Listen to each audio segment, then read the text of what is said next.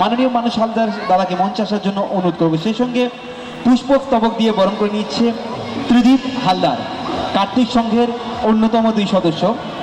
batch পরিয়ে সংবর্ধনা জানাচ্ছে মানস হালদার